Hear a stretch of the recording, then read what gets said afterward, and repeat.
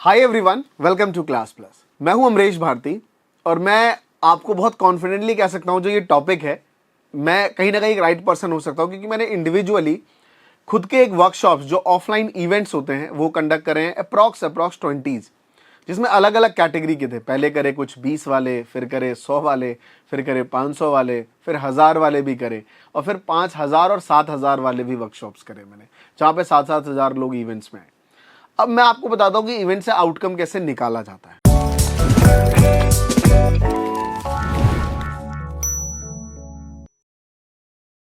तो सबसे पहले चीज, जब कभी भी आप इवेंट या वर्कशॉप्स ऐसे कंडक्ट करने की सोचें तो तीन चीज आपके माइंड में होनी चाहिए। सबसे पहला है गोल, दूसरा है ऑब्जेक्टिव एंड तीसरा है आपका आउटकम। अगर आपका ये इवेंट या वर्कशॉप कराने से पहले ये तीनों चीजें क्लियर है तो आपको फिर वो उसमें ज्यादा मेहनत नहीं करनी पड़ेगी कि भाई मैं इवेंट से कैसे प्रोडक्टिव बना पाऊं, क्योंकि आपका गोल क्लियर है कि आप किन लोगों को उस इवेंट में बुलाना चाहते हैं। और जब वो लोग उस टाइप के आ जाएंगे आपके पास तो आपके पास एक ऑब्जेक्टिव है कि उनको आप क्या सिखाने वाले हैं, और जब आप उनको सिखाएंगे वही चीज तो उससे आउटकम भी तो वही निकलेगा ना। एक बहुत सीधी सी कहावत है कि अगर आप गन्ने के जूस निकालने वाली मशीन में गन्ना डालेंगे तो उसमें से गन्ने का रस ही निकलना है जी।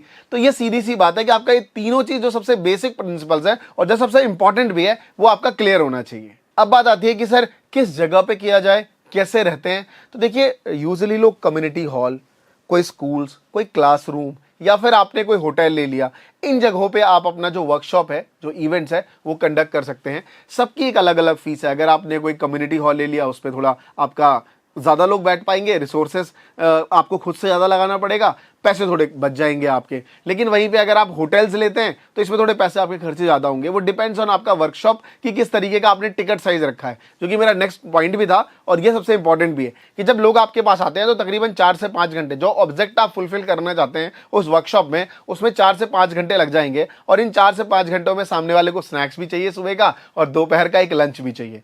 इनमें एक खर्चा जाता है अच्छा खासा, जिसे आपको खुद के पॉकेट से पे करना पड़ेगा, या फिर आप अपनी टिकट साइज जो प्राइस है उसमें रख सकते हैं। कई बार लोग नेटवर्किंग की वजह से भी आते हैं, क्योंकि एक नेटवर्किंग का बड़ा साधन है।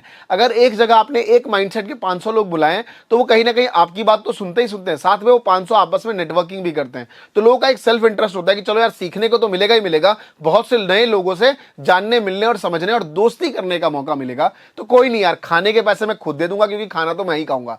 तो लोग ये भी सोच के ना, इस पर कोई भी उनको नहीं लगता कि ये प्रेशर है। और यूजुअली आप प्राइस जो है वो चार्ज कर सकते हैं खाने का, तो खाना और स्नैक्स आप उसमें प्रोवाइड कर सकते हैं।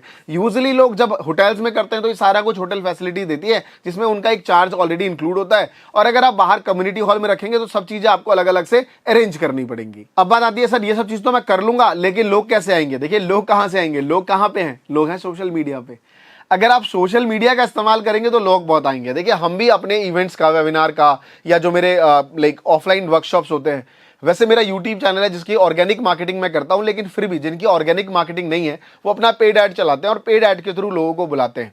कई बार लोग उस फ्री में बताते हैं कि मैं एक ऑफलाइन वर्कशॉप करने जा रहा हूं दिल्ली में, मुंबई में, कलकत्ता में, गुजरात में। यहाँ पे इस वर्कशॉप में आपको ये सारी चीजें सीखने को मिलेंगी, नेटवर्किंग का मौका मिलेगा। इसकी जो फीस है वो बहुत नॉमिनल रखी है मैंने। कई लोग बता देते हैं, जिससे लोग जो नंबर डालते हैं वो वही लोग नंबर डाले जिनको पता है कि यार 500 रुपये मुझे पे करने हैं।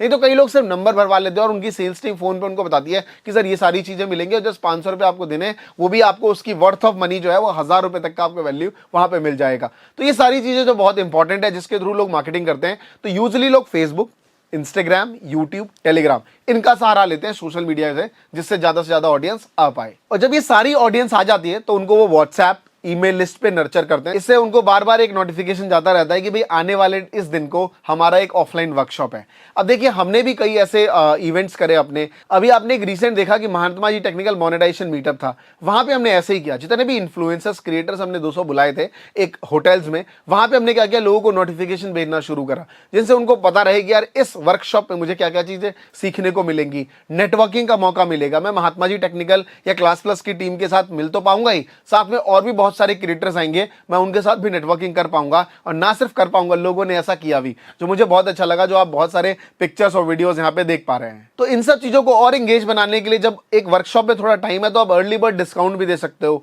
कि जो लोग पहले टिकट्स लेंगे उनको 30% का डिस्काउंट है, 40% का डिस्काउंट है। कुछ इस तरीके के ऑफर्स जो है वो बहुत ज्यादा लोगों को अट्रैक्ट करते हैं। या फिर आप फ्रंट शीट का कमिटमेंट कर सकते हो, कुछ अलग से आप एक उनको गुडीज दे सकते हो। तो ये सब चीजें जो ऑफर्स जब आप देते हो तो लोग उसमें आने के लिए अट्रैक्ट होते हैं, और यही सब चीजें जिससे एक अच्छा वर्कशॉप बन पाता है।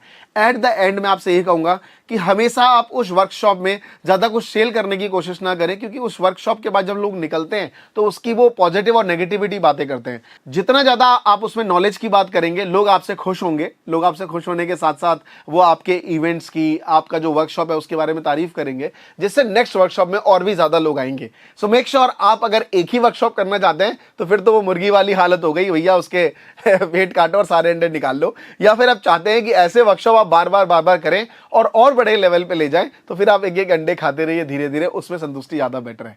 सो आई होप इस तरीके से आप अपना खुद का एक ऑफलाइन वर्कशॉप कर सकते हैं, और इन प्राइजेस के माध्यम से आप पैसे भी बना सकते हैं। मैं आपको छोटी सी बताता हूं कि आप बहुत ज्यादा टिकट बेच के पैसे कमाने पे मत रहिए, क्योंकि उससे ज्यादा पैसे बनते नहीं है, क्योंकि वर्कशॉप में बहुत सारे खर्चे होते हैं। लेकिन वहां पे जब लोग आएंगे और जो नेटवर्क बनेगा, उससे आप एक नेक्स्ट जो प्रोडक्ट है उसे सेल आउट करके अच्छा पैसा बना सकते हैं। और बहुत सारे मोटिवेशनल स्पीकर, बहुत सारे स्किल क्रिएटर्स, बहुत सारे डिजिटल क्रिएटर्स ने इस तरीके से काम करके पैसा बनाया और बना रहे हैं। सो आई होप ये वीडियो आपको काफी फ्रूटफुल लगा होगा। मेरा अपना भी एक्सपीरियंस है और मैं काफी लोगों के एक्सपीरियंस आपके साथ में शेयर भी किया है। तो थैंक यू सो मच इस वीडियो को यहां तक देखने के लिए। नए हैं चैनल को जरूर सब्सक्राइब करिए, पुराने हैं नोटिफिकेशन बेल हमेशा ऑन रखिए, क्योंकि ऐसे ही सीरीज हम आपके लिए लाते रहते हैं, जिससे आपकी नॉलेज और आपका प्रोडक्टिविटी दोनों बढ़े। Thank you so much.